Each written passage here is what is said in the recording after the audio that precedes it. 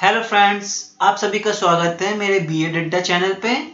आज मैं आपको बीएड के सेमेस्टर 1 के कंटेम्प्रेरी इंडियन एजुकेशन समकालीन भारत और शिक्षा के topic national knowledge and commission जो आपकी यूनिट 4 में आते हैं उसके बारे में बताऊंगा। इसके इंट्रोडक्शन दूंगा, इंपॉर्टेंट चीज़ से बताऊंगा। चलिए देखते हैं। पहले इंट्रोडक्शन नेशनल नॉलेज कमीशन के बारे में। इसे हम एनकेसी कहते हैं और इसका स्टेब्लिश कब हुआ था, स्थापना कब हुआ था गवर्नमेंट ऑफ इंडिया के द्वारा 13 जून 2005 में। और उस टाइम इसके चेयरमैन मिस्टर सम पित्रोडा जो कमीशन थे वो सेटअप किए गए थे। किसके द्वारा? प्राइम मिनिस्टर मनमोहन सिंह के द्वारा ये सेटअप किया गया था और इसका ब्लूप्रिंट बनाया गया था और बोला गया था कि भारत के ज्ञान का भंडार, ताकि भारत लोग 21वीं सदी की चुनौतियों का आत्मविश्वास से सामना कर सके। इस संदर्भ में आपका नेशनल नॉलेज कमीशन बनाया गया था।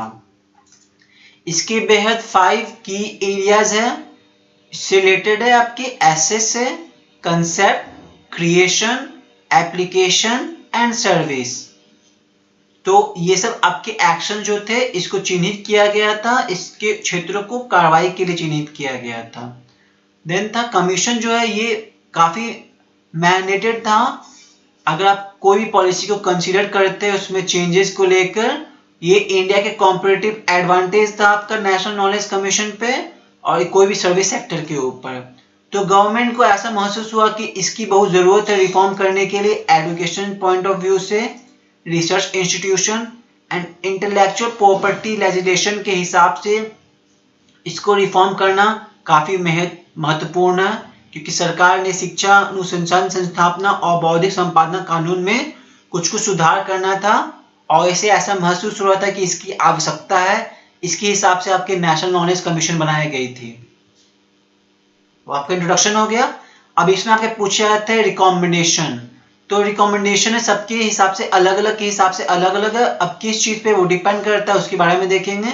तो मेन रिकमेंडेशन देखते हैं नेशनल नॉलेज कमीशन का।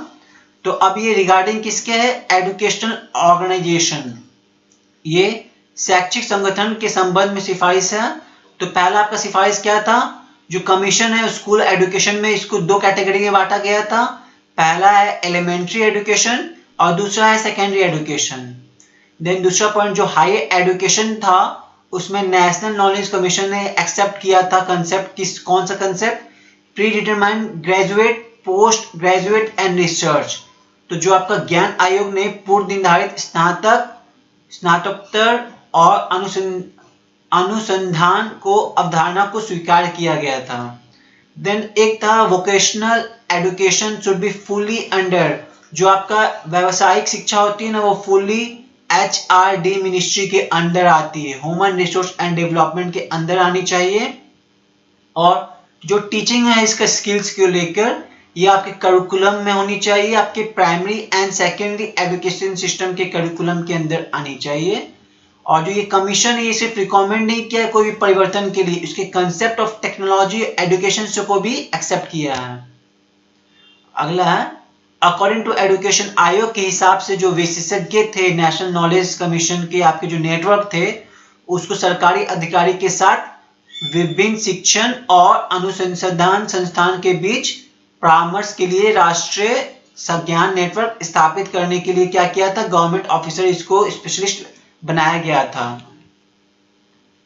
अब रिकमेंडेशन रिगार्डिंग स्कूल एजुकेशन तो सबके हिसाब से अलग अलग है, फिर हायर एजुकेशन के हिसाब से अलग होगा। तो ये आपकी स्कूली शिक्षा के संबंध में सिफारिश थी कि जो इंग्लिश लैंग्वेज है वो आपको क्लास 1 से एज ए 1 लैंग्वेज पढ़ाया जाएगा और कोई एक सब्जेक्ट है वो पढ़ाया जाएगा इंग्लिश मीडियम में। जो भी सब्जेक्ट पढ़ाया जा रहा है वो इंग्लिश मीडियम में पढ़ाया जाएगा।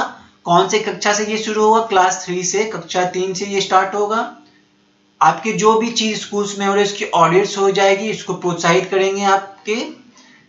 देन स्कूल टीचर जो है उसको आप नॉन टीचिंग वर्क में उसको एंगेज नहीं कर सकते, जो गैर शिक्षण कार्य है उसमें आप इसको यूज नहीं कर सकते हैं अदर देन जो इलेक्शन और डिजास्टर मैनेजमेंट को छोड़ के।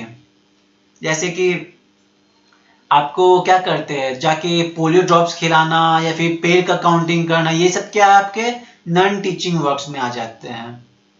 Then school teacher should be posted at specific place for a minimum period of 5 year. जो स्कूल टीचर्स है उसको एक जगह पे आप कम से कम जो है ना 5 साल की रख सकते हैं। कोई भी टीचर का जो मूल्यांकन हो वो खुद मूल्यांकन कर सकते हैं, स्व मूल्यांकन, और साथी मूल्यांकन, जो साथी लोग रख के मूल्यांकन करते हैं वो मूल्यांकन उसके वैल्यूएशन ऑफ टीचर्स के ऊपर होंगे, शिक्षकों की मूल्यांकन होगी। अगला है recommendation regarding to higher education. जो उच्च शिक्षा होती है उसके ऊपर जो सिफारिश होती है उसके संदर्भ में पहला जो कमीशन बोला था कि इसमें लगभग 1500 यूनिवर्सिटी आएंगे आपके एक देश में, अपने कंट्री में। देन 50 राष्ट्रीय यूनिवर्सिटी आएंगे, आपकी राष्ट्रीय विश्वविद्यालय आएंगे। ये सब आपको सेट करना है हायर क्वालिटी हायर एजुकेशन के लिए। तीसरा जो कोर्स क्रेडिट्स होगा सिस्टम वो अडॉप्ट किया जाएगा हायर एजुकेशन सिस्टम के लिए, ना कि लोअर एजुकेशन सिस्टम के लिए। कॉलेज होगा उसको ऑटोनॉमी दिया जाएगा, जो भी प्रिस्क्राइब रूल है उसकी फॉर्म में। कॉलेज है कोई भी ग्रुप की कॉलेज है उसको आपको ऑटोनोमस रखा जाएगा, स्वायत्तता की जाननी मतलब देनी चाहिए उसको। ऑटोनोमस होगा तो वो खुद से कर सकेगा सब कुछ, बस एक कानून के दायरे में रहकर। देन है इनकरेजमेंट, आपको प्रोत्साहित करना होगा कोई भी जो एवोल्यूशन है करिकुलम का और टीचर को स्टूडेंट के लिए, और टीचर जो है उसकी टीचर और उसकी जो को टीचर है सह शिक्षक है उसको इंकरेजमेंट दिया जाएगा कि जो एवोल्यूशन आपके हो रहे हैं करिकुलम या टीचर को किसके लिए, स्टूडेंट के संदर्भ में। अब इसको एग्जामिनेशन सिस्टम को थोड़ा रिफॉर्म किया गया। पहले जो इंटरनल एवोल्यूशन होते थे, आपके जो आंतरिक मूल्यांकन होते थे वो 25% दिए जाते थे मार्क्स के, अब वो बढ़ा के 50% कर दिया गया कि जो आंतरिक मूल्यांकन इंटरनल 50% होगा और एक्सटर्नल 50% होगा। आपका ये नेशनल नॉलेज कमीशन का रिकमेंडेशन था हायर एजुकेशन के लिए। अगला है recommendation regarding to vocational and technical education.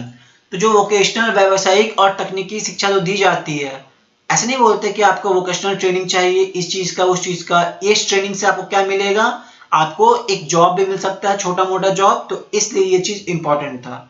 अब इसमें क्या रिकमेंडेशन दिया गया कि जो कंडीशन है एडमिशन का कोई भी ट्रेड में वोकेशनल एजुकेशन सिस्टम, वो आपके उसकी जरूरत के हिसाब से ट्रेड हो गए, उसके एजुकेशन क्वालिफिकेशन के हिसाब से। ऐसा तो नहीं बोलेंगे कि कोई भी बच्चा आया क्लास 8 का बच्चा आप वोकेशनल ट्रेनिंग कर सकता है, नहीं, क्लास 10 का बच्चा वोकेशनल ट्रेनिंग कर सकता है या 12th का कर सकता है। तो ऐसे आपके एजुकेशनल क्वालिफिकेशन बनाए जाएंगे रूल्स के हिसाब से, और डिफरेंट ट्रेड्स के लिए different ranging of class 8 to 10, 8 के लिए बनेंगे वोकेशनल ट्रेनिंग, बट उसके जो मीडियम है उसकी जो लेवल्स होगी, जो स्किल्स होगी, वो आपके 8 क्लास के लेवल के हिसाब से होगी और क्लास 10 के लेवल के हिसाब से होगी। देन दूसरा था वोकेशनल जो एजुकेशन है वो इम्पार्ट कोई भी करेगा इंग्लिश या फिर उसके जो लोकल रीजनल लैंग्वेज है उस चीज में, उस लैंग्वेज में बताया जाएगा, वोकेशनल ट्रेनिंग्स होंगे। देन वोकेशनल एजुकेशन जो है उसको rename as a skill development कर दिया गया है। पहले वोकेशनल मतलब पहले जो स्किल डेवलपमेंट था, मतलब उसको क्या किया गया, पहले व्यावसायिक शिक्षा का नाम बदलकर कौशल विकास किया जाना चाहिए, मतलब बोला गया वोकेशनल से स्किल डेवलपमेंट में नाम चेंज होना चाहिए। देन जो इनोवेटिव मेथड है टीचिंग का, पढ़ाने का जो अलग अलग नवीन तकनीक है, तरीका है, उसको विकास में लाना चाहिए। देन स्ट्रॉन्ग पब्लिक प्राइवेट, जो स्ट्रॉन्ग पब्लिक जो आपके सार्वजनिक या निजी भागीदारी है उसको विकसित करना चाहिए, डेवलप करना चाहिए। देन जो रिसर्च होती है उसको आपको क्या करना पड़ेगा, प्रोत्साहित करना पड़ेगा। तो ये आपके रिकमेंडेशन हो गए। अब क्या है recommendation regarding to teacher education. जो हम लोग शिक्षा जो मिलती है ना, वो जैसे हम लोग बीएड कोई कर रहा है तो क्या आपको उसमें टीचर ट्रेनिंग करनी होती है, तो ये क्या होगी आपकी टीचर एजुकेशन की हो गई। Pre service training in both government and private, जो आपके गवर्नमेंट और प्राइवेट इंस्टीट्यूशन में पढ़ रहे हैं उसको आपको प्री सर्विस ट्रेनिंग देना पड़ेगा। आप बीएड कर रहे हैं तो बीएड के पहले आपकी ट्रेनिंग्स होती है स्कूल्स में, वो ट्रेनिंग कंप्लीट करने के बाद ही आपको बीएड की डिग्री मिलेगी, तो ये प्री सर्विस ट्रेनिंग हो गई। अगला है विद द रिफॉर्म, कोई भी इन सर्विस में आने से पहले आपको उसको एक्सपेंड करना पड़ेगा, उसको थोड़ा लचीलापन बनाना पड़ेगा, मतलब उसको विस्तारित करना पड़ेगा और लचीली बनानी पड़ेगी। कोई भी एक्सचेंज करने के लिए आपको कोई भी शिक्षक वेब आधारित जो पोर्टल है, समान संगतों के बीच में जो है उसका कंसेप्ट अवधारणा है या ज्ञान है और एक्सपीरियंस अनुभव है कोई भी टीचर के हिसाब से, तो वो वेब बेस्ड पोर्टल में होना चाहिए। जैसे कोई ऑर्गेनाइजेशन है वो कंसेप्ट कर रहा है, वो चीज डेवलप होनी चाहिए। इससे क्या होगा, आपका जो नॉलेज है वो एक्सचेंज होगा। जैसे कि आजकल क्या है, गवर्नमेंट ने बहुत सारी साइट्स कर दिया, ई लाइब्रेरी, संयम, ये सब से आप, और एनपी टेल जो है, ये सब से आप क्या कर सकते हैं, आप कुछ सीख सकते हैं, नॉलेज ले सकते हैं, डिग्री ले सकते हैं, आप सर्टिफिकेट कोर्स कर सकते हैं। तो ये सब क्या है, ये सब आपकी होनी चाहिए।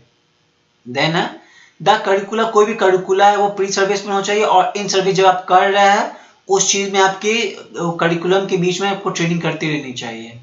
देन उसका प्रॉपर मॉनिटरिंग होनी चाहिए, उचित निगरानी होनी चाहिए।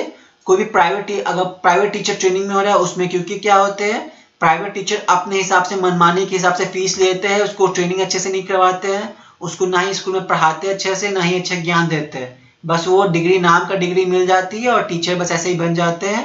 अगर फिर वही स्कूल में, सरकारी स्कूल में जाते हैं तो फिर उसका आप पता ही है, सरकारी स्कूल का फिर क्या होता है, वैसे टीचर जाएंगे तो ना ही अच्छे ज्ञान मिलेगी, ना ही एजुकेशन सिस्टम में कुछ इम्प्रूवमेंट आएगी। तो ये सब थे आपके रिकमेंडेशन, आपके किसके, नॉलेज, नेशनल नॉलेज कमीशन के हिसाब से। अब इसकी मेरिट्स देखते हैं, इस आयोग की गुण क्या थी। पहला था कि फ्लेक्सिबिलिटी इन स्कूल टाइमिंग, जो आपकी स्कूल की जो टाइमिंग है उसमें आपकी थोड़ी लचीलीपन टाइम देनी चाहिए, और जो वोकेशनल और टीचर रिक्रूटमेंट करने के लिए आपको। तो नेशनल नॉलेज कमीशन ने स्ट्रेस दिया था किसके ऊपर, एजुकेशन सिस्टम के लिए, जो कि आपकी लोकल नीड्स है, जो स्थानीय आवश्यकता है उसके हिसाब से आपको इसको ठीक ठाक करना पड़ेगा। विनोबा ने बोला था कि इसमें कोई दोहराई नहीं, नो सेंस बताया था कि जो समर वेकेशन है रूरल एरिया में, उसमें आपको क्या करना पड़ेगा, ये सब जो टाइम है आपको, ये सब टाइम मिलने के बाद आप उसको फील्ड में आप वर्क काम कर सकते हैं। आप उसको काम करने के बाद ये कोई डिफिकल्टीज नहीं होगी कि जो आपकी जो फार लोकेटेड एरिया है, फार फ्लंग एरियाज है, उसमें मानसून में, क्योंकि अगर आप लोकल नीड्स के हिसाब से नहीं लेंगे तो अगर कोई टीचर बाहर का रहता है तो उसको आने में वहाँ दिक्कत होगा, और मानसून के टाइम में क्या होगा, वो सब गाँव में आपको जाने में, बीच में रोड पे गड्ढा गुड्ढी जो रोड होते हैं उसमें पानी जमा होगा, तो आपका जो गाड़ी है धीरे चलेगा, तो आपके जो टीचर है वो समय पे नहीं पहुंच पाएंगे, या फिर बारिश बहुत तेज हो रही है, गाड़ी नहीं मिल रहा है, तो इससे क्या होगा, एजुकेशन सिस्टम में जो फ्लेक्सिबिलिटी नहीं होगी, तो उसमें क्या करना पड़ेगा, आपको फ्लेक्सिबिलिटी लानी पड़ेगी। आपको स्थानीय आवश्यकता के हिसाब से, आपको लोकल नीड्स के हिसाब से टीचर को रिक्रूट करना पड़ेगा। देन दूसरा, स्टॉपेज ऑफ नॉन टीचिंग, जो नॉन टीचिंग वर्क है उसको रोकना पड़ेगा। जैसे कि बहुत सारे नॉन टीचिंग वर्क है आपकी, इसको छोड़ के जो कि आपके इलेक्शन सेंसस है ना, इलेक्शन सेंसस और जो डिजास्टर मैनेजमेंट है, इसको छोड़ के आपके जो पोलियो ड्रॉप्स होते हैं, मलेरिया के, ये सब जो दवाई खिलाने होते हैं, वो सब आपके नॉन टीचिंग वर्क है। तो इसमें आपको टीचर्स को इंक्लूड नहीं करना पड़ेगा, इसको आपको टीचर को इस चीज से अलग रखना पड़ेगा। तो ये सब रिकमेंडेशन जो थे, ये बोला गया था कि कमीशन के हिसाब से ये पास्ट में जो थे उसको ठीक करना चाहिए, बट ये क्योंकि पॉलिटिकल विल के हिसाब से ये थोड़ा इम्प्लीमेंट करने में इसमें दिक्कत हो रहा है, क्योंकि राजनीति जो है उसकी इच्छा शक्ति के कमी के कारण इसे लागू किया जा सकता है। अब कब किया जाएगा वो तो उस कमीशन में बताया गया था। Change in the process of appointments of head of institution, जो भी है आपके जो संस्थान के प्रमुख नियुक्ति प्रक्रिया में थे उसमें थोड़े बदलाव होनी चाहिए। तो कमीशन ने इन संदर्भ में देखा था कि जो अपॉइंटमेंट प्रोसेस है कोई भी हेड्स और नेशनल इंस्टीट्यूशन के लिए वो डिफेक्टिव है, वो क्या है, उस संस्थान की दोषपूर्ण है। जैसे कि कोई भी डायरेक्टर से IITs, IIMs के वाइस चांसलर हो गए यूनिवर्सिटी के, तो जो अभी जो वर्तमान काल में जो चल रही है उसमें कोई भी अपॉइंटमेंट होते हैं सब्जेक्ट के हिसाब से, उससे डायरेक्ट और इनडायरेक्ट इसमें पॉलिटिकल इन्फ्लुएंस होता है। क्योंकि कोई भी VC ये सब अपॉइंट होता है तो उसमें क्या करता है, जो मिनिस्टर ये सब होते हैं ना पॉलिटिकल, वो अपने डायरेक्ट इन्फ्लुएंस है या इनडायरेक्ट इन्फ्लुएंस है वो उसको फिक्स कर लेते हैं कि मेरा आदमी को ही आप IIT IIM इंस्टीट्यूट में आप प्रोफेसर या वाइस चांसलर ये सब बनाएंगे। तो ये सब चीज जो था ये इन्फ्लुएंस अभी भी है, ये थोड़ा मोड़ा। तो जो पीपल है ना हायर पोस्ट में वो अनविलिंगली रहते हैं, और इसको रिफॉर्म करने के लिए ये लैक पॉलिटिकल की जो कमी के कारण ना ये सब चीज होती है।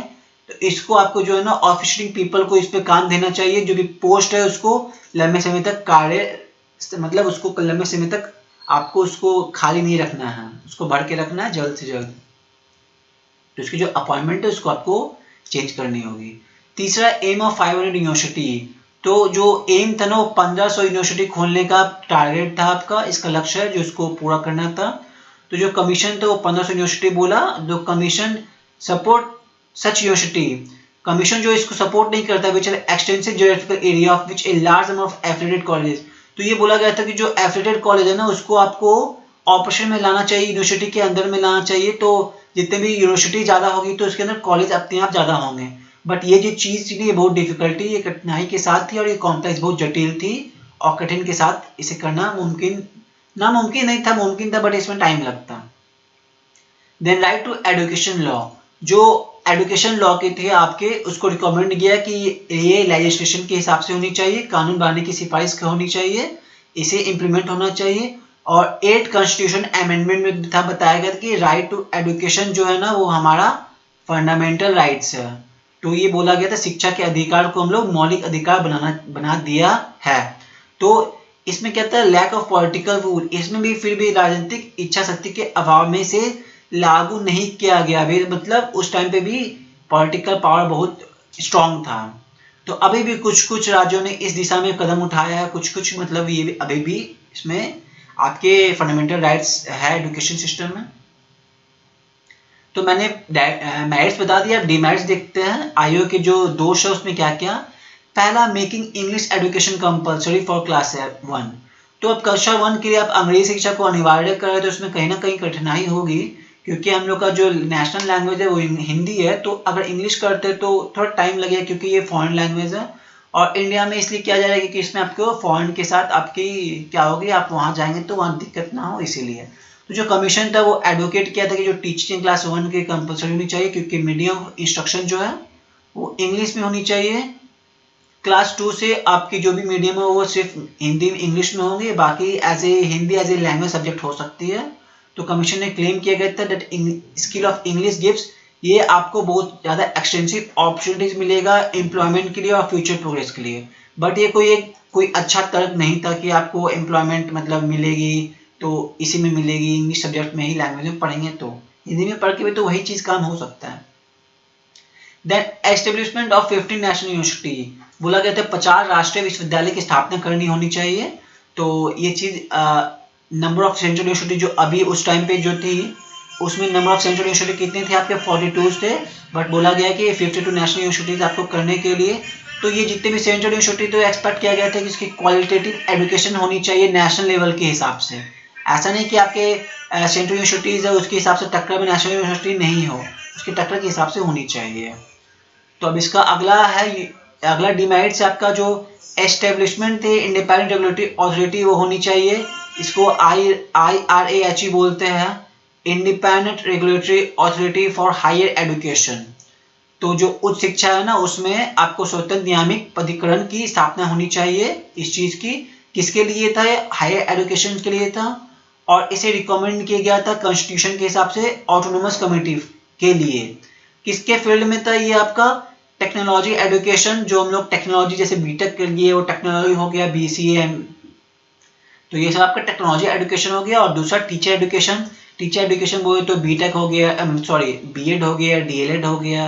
देन लॉ एजुकेशन में आपका क्या हो गया, LLM हो गया, LLB हो गया, ये सब आपका लॉ एजुकेशन में हो गया। देन था गिविंग ऑटोनोमी टू कॉलेज और ग्रुप ऑफ कॉलेज।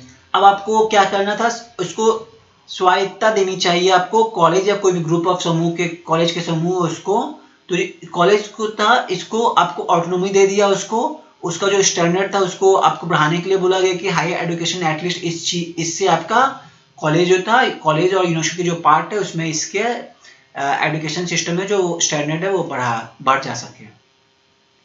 देन था provision of concession to encourage big trust. जो बिग ट्रस्ट थे, बड़े ट्रस्ट है, उसको प्रोत्साहित करने के लिए रियायत दिया गया, कॉन्सेशन दिया गया। अब किस चीज में कॉन्सेशन दिया, उसके फाइनेंशियल एड में, उसके जो वित्तीय सहायता थी उसमें उसको कॉन्सेशन दिया गया। दूसरा था उसकी परिचालित आयकर भूमि जो थी उसमें कॉन्सेशन दिया। और ये सब जो कॉन्सेशन था, इनकम टैक्स में भी आपका कॉन्सेशन दिया। इससे क्या होगा, बड़ी जो ट्रस्ट है उसमें आपका निवेश करेंगे अच्छा एजुकेशन सिस्टम देगा। तो ये सब जो था कोई भी पीरियड पे आपको कोई रेस्ट्रिक्शन नहीं था इसमें आपको।